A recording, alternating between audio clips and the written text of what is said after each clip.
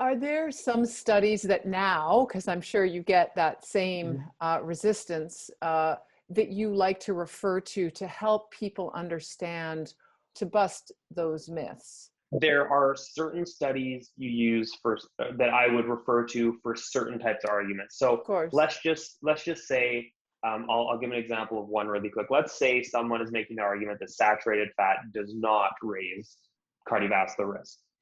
Usually, the argument will hinge on there are a couple what we call meta-analyses where you combine a bunch of studies together. You basically see if overall there is a statistical association, and a couple of them don't find an association, but they make certain flaws or certain errors. One of them being that if saturated fat um, contributes to cardiovascular disease because it raises your LDL cholesterol level, so-called bad cholesterol level. But these studies adjust for LDL, meaning that they essentially only look at people who have the same LDL cholesterol level. So if saturated fat raises your LDL, but you only compare people with the similar LDL level, of course you're not going to see an association. So in that case, I would refer to studies that don't do that. And we definitely have some really good ones. And so I'll have to point that out. At the same time, there's a meta-analysis by author Min Sink looking at how saturated fat very clearly raises LDL. There's this fantastic chart that shows that. So that would be one of the things that I point to. Another one, there was a Cochrane review. Now the Cochrane kind of database is really great, and they do these excellent reviews every few years on different topics, and you can see very clearly that there's a certain area where saturated fat raises your cardiovascular risk. So if you go from below, say, about 10% or even down to 8% of your calories coming from saturated fat to above 10% of your calories coming from saturated fat, that's where you see an increase in risk. So again, a lot of studies will only compare people eating a lot of saturated fat to people eating even more saturated fat. And there's kind of a point at where you're not going to increase risk further. And so I will point to that and say, look, there's a very clear area where we see this increase in risk. So if you're looking way over here, you're not going to see any risk. And like, I know it's hard to just convey this to an audience who's listening right now, but these are the sorts of little details that you'd have to get into, or that I try to get into and very clearly lay out to show that yeah, there is an association when you consider these very specific details that are often missed when people are arguing, in the other direction. Dotsie likes to cite the chocolate milk study, Dotsie. Oh yeah. Yeah. I mean, I think first of all, what you're saying is important. The question is always, in my opinion, in comparison to what, Yep. right? You get it. So I want to go back to that first study, because I didn't quite understand what you were saying. Because you were saying if you compare people that have similar, cholesterol numbers, then you wouldn't see a difference. But I'm thinking if you have a group of people and they all have 200, and then you feed some of them saturated fat and others not, wouldn't you potentially start to see a difference? Let me clear that up. Yeah. Thank you. So we're looking at like population-based research here. So it's not like you're putting people into a study, feeding them something and seeing what happens. So just observational more. Yeah. So and everybody is going to have a genetically different baseline for their LDL cholesterol levels. So let's say, Dr. you and I, just genetically, if we ate the exact same diet, I have an LDL of 60, you have one of 100, just based on genetics alone. I'm in a very low risk category, you're slightly higher risk. And so if I ate a bunch of saturated fat, I might bump my level up to similar to you. And so if you were to compare our cardiovascular risk, they would be very similar. But I'm eating more saturated fat. So you would ultimately conclude that, Matt eating more saturated fat doesn't actually increase his risk of cardiovascular disease compared to Dotsie, who doesn't eat a lot of saturated fat. I gotcha. And so on a population level, if you're only comparing people with similar LDLs, but you're looking at differences in saturated fat, you're ruining the association. You're just never going to see it.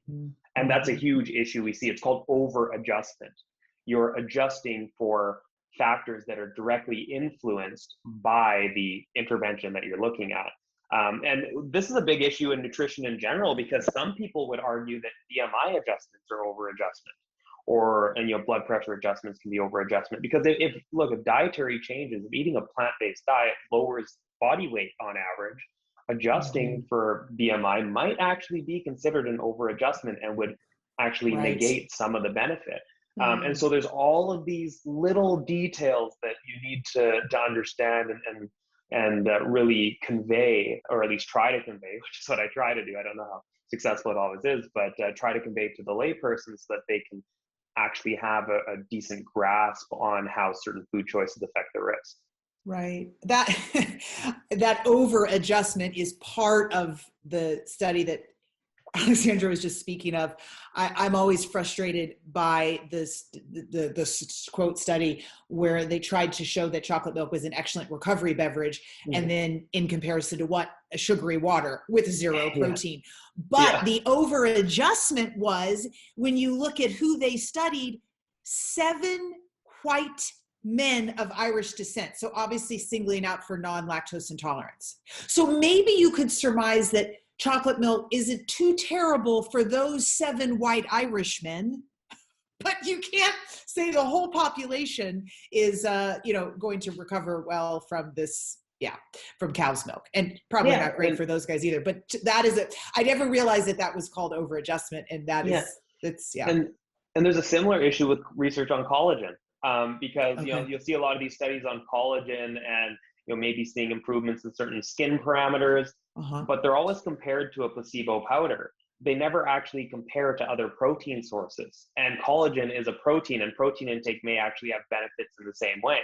So it's very possible that any benefit that is seen in these collagen studies is just due to the fact that you're feeding protein.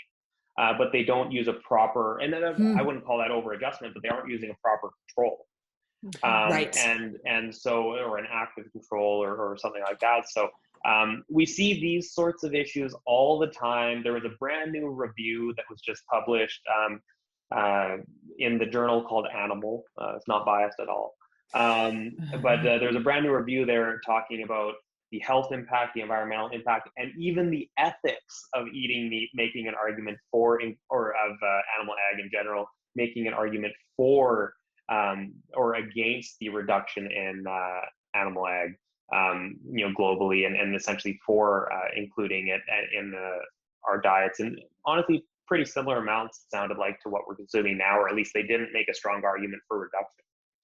So and they actually, how did they justify that? It was brutal. It was honestly, it was a highlight reel. I call it a highlight reel of all the worst arguments I've ever heard. It was, a lot of their nutrition stuff was just they miscited some stuff, or at least didn't, I'd say, genuinely explain the findings. They actually, right at the outset, they said they weren't going to talk about details and methodology.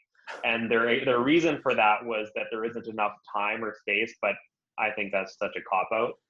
So they didn't talk about the methodologies for most of this stuff. They just, 2 studies find different things. They say it's conflicting data. They don't explain why, just conflicting. Therefore, we can't make conclusions. For the environment, they left out a lot of opportunity costs, as far as what if we use that land for something else, and ways you can sequester more carbon, and those issues. And then for the ethical portion, they used 2 studies that have been largely debunked at this point, that are basically making an argument that plant agriculture leads to a lot of crop deaths and rodents in the fields and things like that, which was just such a low level garbage argument in my case, in my opinion, because for starters, the numbers were actually just wrong. They made a bunch of errors, mathematical errors. But that's the sort of, and this gets published, right? This is the kind of stuff that is published in a journal, obviously a very pro-animal ag journal, and the authors were invited to write it. So it wasn't like they submitted it for publishing. They were handpicked animal ag proponents invited to write this review. And then myself and some others have been going back and forth with some of the authors on Twitter and just hammering a lot of the points that they were trying to make. Good. Because it's so disheartening to see that kind of stuff, because what do we have to do to publish a counterpiece to that, or a counter argument to that? And it's a lot of work unless you have an invitation like they did Yeah. for that particular journal. And unlimited funds. Yeah.